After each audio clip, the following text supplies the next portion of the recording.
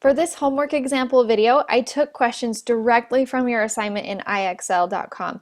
And in this assignment, you're going to be asked to graph linear equations. Now, all of the equations are going to be in slope-intercept form. However, not all of them can be graphed using the method that I showed you from graphing from slope-intercept form. For some of them, you'll have to graph using the method of making a t-chart. And I'll show you why.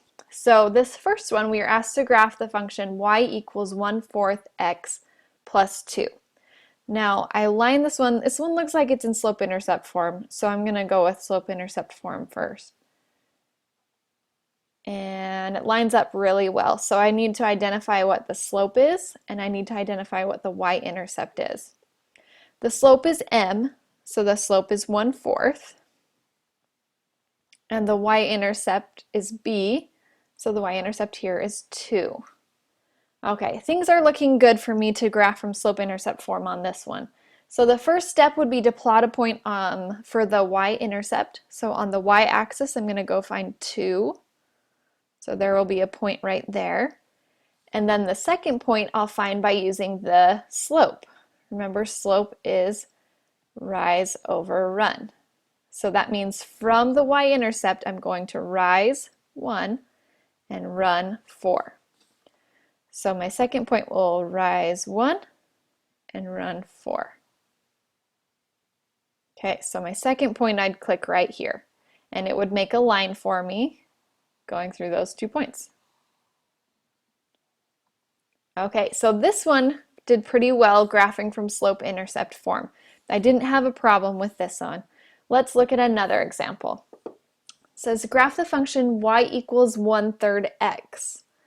Now, I could make a t-chart if I wanted to, but let's see if it lines up with slope-intercept form to start with.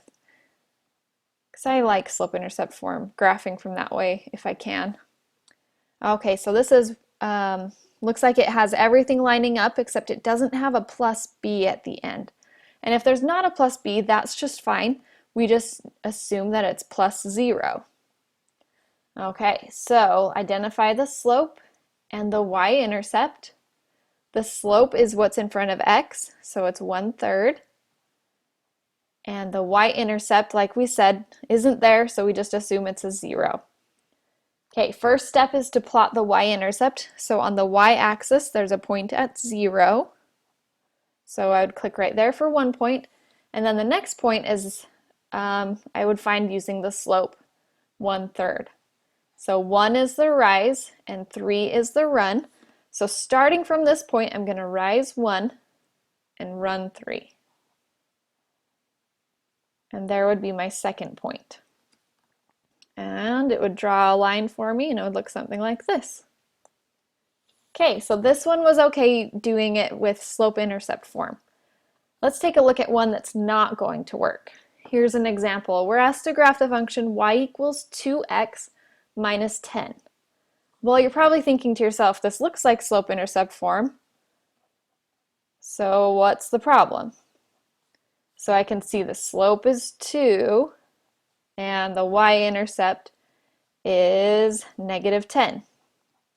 So things are looking good so far until I go to plot this point, the y-intercept at -10. Well, they don't really give me a -10 on my graph. It would be way, way down here. And they don't give me that point. They don't give that as an option. And so since it's not an option, I need to graph this by using a t-chart. Okay, so I'm just going to need 2 points. So I'm going to plug in numbers that fit on this graph. So let's start with, let's plug in 0 for x. So let's plug in 0 for x. So 2 times 0 minus 10. Oops. Actually, you know what? 0 isn't going to work, huh? This is a good learning experience. So 0 isn't going to work because then I would just end up with 0 minus 10. And I get y equals -10. And -10 isn't on my coordinate plane, so 0 is not going to work. So this is a point on my line, but it's not going to work.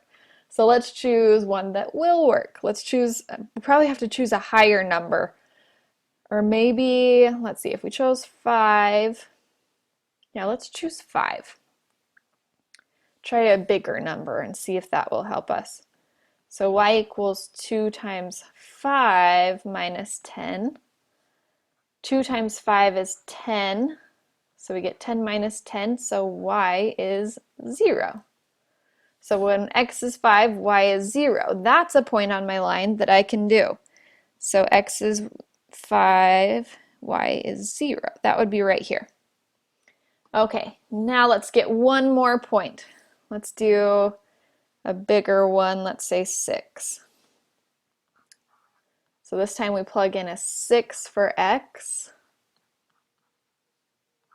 So we get y equals 12 minus 10. So y equals 2. This point will fit on my line, or my coordinate plane. So we go over to 6 and go up 2, and there's my next point. Okay, very good. And another way I could check this is I did know the slope was 2. So I could just, from the point that I found, I could do the rise 2 and run 1 and find this point. So if you want to do that method, you can, or you can just continue filling in your t-table. Let's do one more example. We're asked to graph the function y equals x minus 3. So this one is looking like slope-intercept form. And it looks like the slope, remember if there's not a number in front of x, we just assume it's a 1. So the slope is 1 on this line, and the y-intercept is -3. I go to plot the point -3, and it's not there. It's down here a little bit, and so it's not a choice to plot a -3. So I'm going to have to make a t-table or a t-chart. So let's choose some numbers to plug in for x. Let's start with something bigger this time so we don't make the same mistake. Let's say 8. So let's plug in an 8 for x. So we have 8 minus 3. So that means y is 5. So when x is 8, y is 5. And I can choose another point. Let's choose 9 this time. So my equation is x minus 3, so I'm going to do 9 minus 3 this time. And I get y is 6. So another point is 9, 6. And these points luckily are on my graph. Okay, and then it would draw the line for me through them. Okay, and once again, if you wanted to just use the slope after you found the first point, you could, because the slope is rise over run. So from the first point that you found, you could rise 1 and run 1, and then you'd come up with another point. That's another method you could use, or you could just fill in your t-table until you find 2 points that are on your coordinate plane. Okay, I hope going over these examples will help you get through your assignment a little bit easier and quicker.